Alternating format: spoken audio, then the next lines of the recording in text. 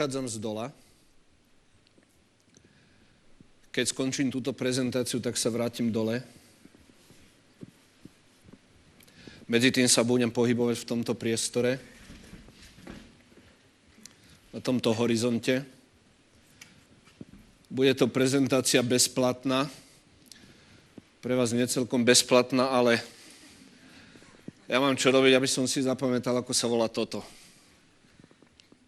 My ľudia sa často pohybujeme medzi takýmito limitmi a niekedy hľadáme takú slobodnú cestu vlastných alternatív, ale niekedy nám celkom dobre padne, že nám niekto určí, a nepoviem to slovo.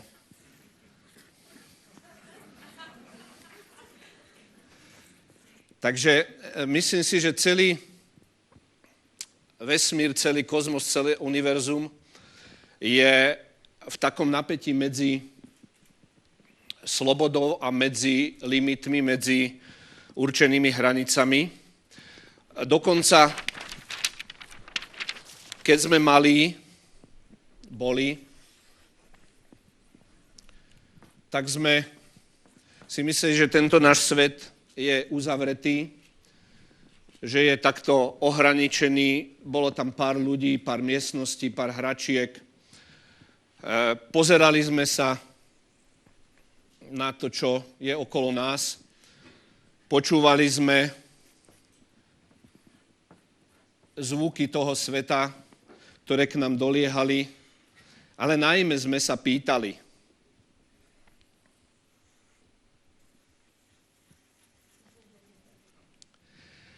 A tieto ústa otvorené v údive, tento otvor, ktorým prúdi energia, tento prievan, ktorý zabezpečuje, že kolujú myšlienky, že sa distribujú názory, že sa do pohybu dostávajú ustálené a ustrnuté veci, myslím si, že to je hybná sila vesmíru a hybná sila niečoho, čo môžeme nazvať vývoj, progres, vývin, pohyb a tak ďalej. Keď sme boli malí, tak sme sa nebali dávať otázky. Ja si pamätám, jedna z mojich prvých otázok bola, ako to, že všetci umierajú, len ja som nesmrteľný.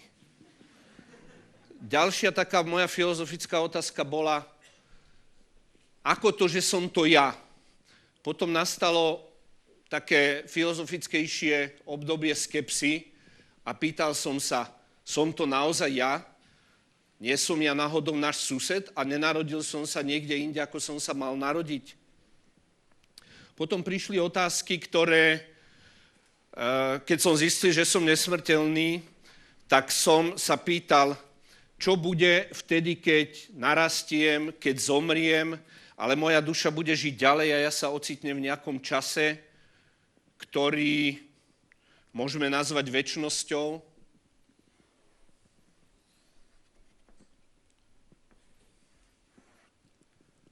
A znova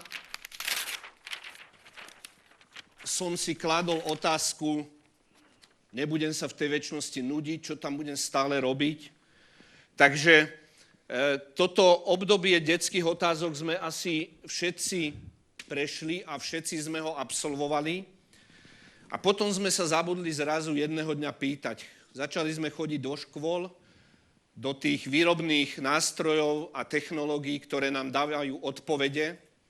A my sme zistili, že jednoducho je oveľa pohodlnejšie dostávať odpovede, ako za nimi chodiť, kráčať a pýtať sa na príčiny, konzekvencie a všetky problémy, ktoré robia tento svet taký komplikovaný a taký krásny. Nie sme sami, ktorí sa pýtajú, aj keď sú už dospelí. Jeden z najväčších textov svetovej literatúry, duchovného života, Biblia, hneď v prvej knihe, v knihe Genesis, kladie otázku.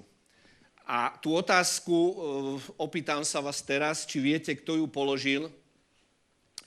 Tú otázku položil sám Boh, keď stvoril svet a stvoril ho za 7 dní a stvoril ho imperatívne bez akýchkoľvek pochybností, čiže iba nejakým autoritatívnym gestom, tak až keď stvoril človeka, tak došlo aj na otázky Boha. Keď mu dal slobodnú vôľu a povedal, že môže využívať všetko, čo má stvorené pre jeho úžitok, tak človek zhrešil svojou zvedavosťou a vtedy zaznela prvá otázka dejín, prvá otázka tohto času, tohto ľudského času, keď Boh volal. Možno to bol výkrik, možno to bolo zvolanie, ale ja to vnímam ako otázku, keď sa pýtal Adama, kde si?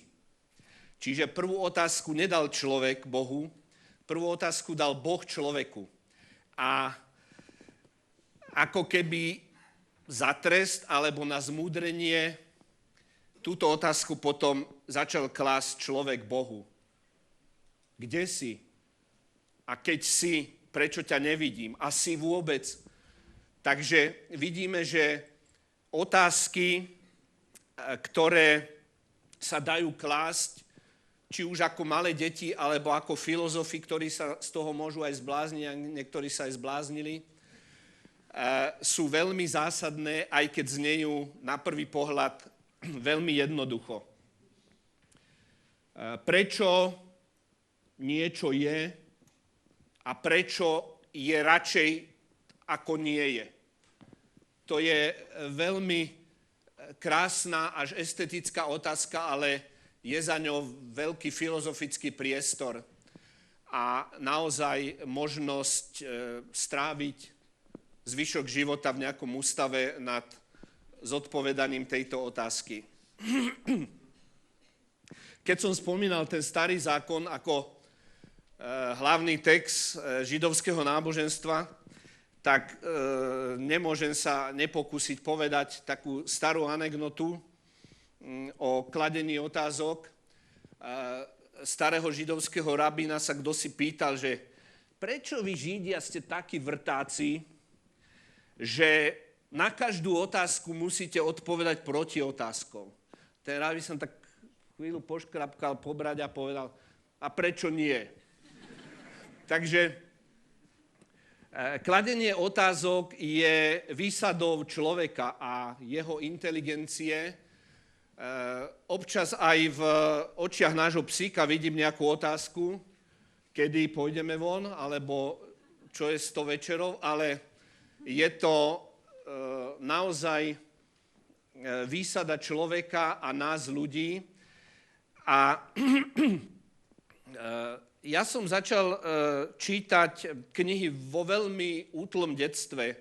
Spomínam si na jednu rozprávku Gianniho Rodariho, to je ten, ktorý napísal Jazminko v krajine klamárov a iné rozprávky. A jedna taká rozprávočka bola, tá ma najmenej bavila v tom veku, o nejakom človeku, ktorý bol neúspešný, všetko robil naopak a keď psychológovia ho skúmali v tej rozprávke, to nebolo takto až do detailov rozpracované, ale bolo to rozprávkovým spôsobom podané, tak zistili, že keď bol malý, tak kládol nesprávne otázky.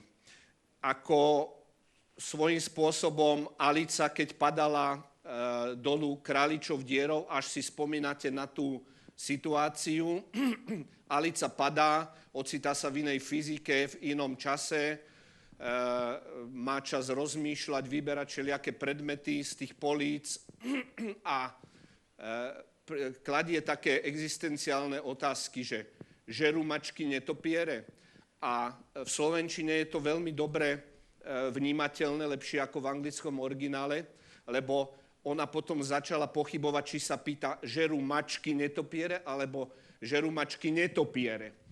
Čiže obratila tam podmet a predmet a niekto si na túto tému môže urobiť dizertačnú prácu, lebo je to naozaj znak, že Lewis Carroll bol nielen skvelý fabulátor, ale že bol aj filozof a že sa dotýkal oblastí, ktoré len dnes objavuje súčasná, povedzme, astrofyzika alebo nejaké iné disciplíny. Ja som knihoholík, to znamená, že som narkoman na knihy, tak ako niekto je schopný prehajdákať svoj majetok na rôzne tekutiny, tak ja to všetko dávam do kníh a celú svoju kariéru vkladám do služieb knihy. A začal som čítať knihy od istého času, takže som si v nich všímal otázky, ktoré sa tam zjavovali. A zistil som, že v každej knihe, ešte som nenašiel knihu, kde by nebola otázka. Či to je poézia, próza, filozofické eseje, matematické state, vždy je nejaká otázka. Ja som tie otázky začal vypisovať a dnes ich je 19 865, vyzerajú asi takto, keď sú vytlačené. A tuto sme dovolili si trošku nastrihať aspoň taký zvyšok tých otázok, ktoré... Predstavte si, že Zem je bombardovaná rôznymi časticami.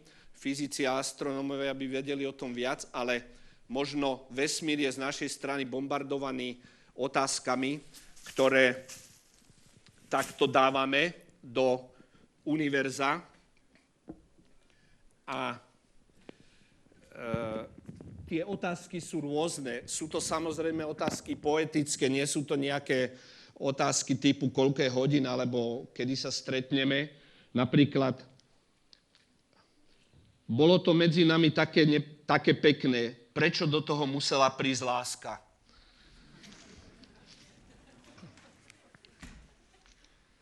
A čo verš káže?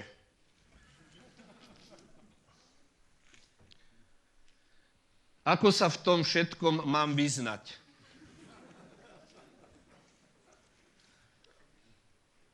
Čo je toto za svet, kde každý hneď všetko vie? Je to azda peklo?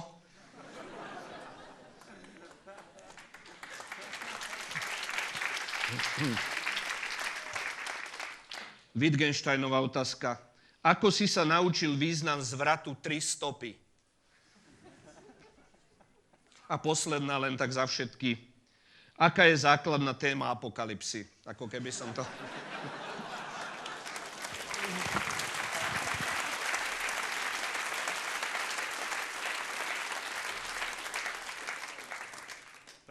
Pretože tu je mimoriadne kreatívne publikum, tak vás vyzývam, aby ste každý v prestávke napísali svoju otázku a možno ju zase priradím do mojej kolekcie, do mojej zbierky týchto otázok. Ja viem, že my ľudia máme na svete radi odpovede. Máme radi, keď sa niečo uzavrie, keď je niečo nepochybné, nespochybniteľné. Máme radi istotu. Radi za všetko dávame bodku. Ale ja budem za tých, ktorí nad tú bodku vždy budú dávať otáznik.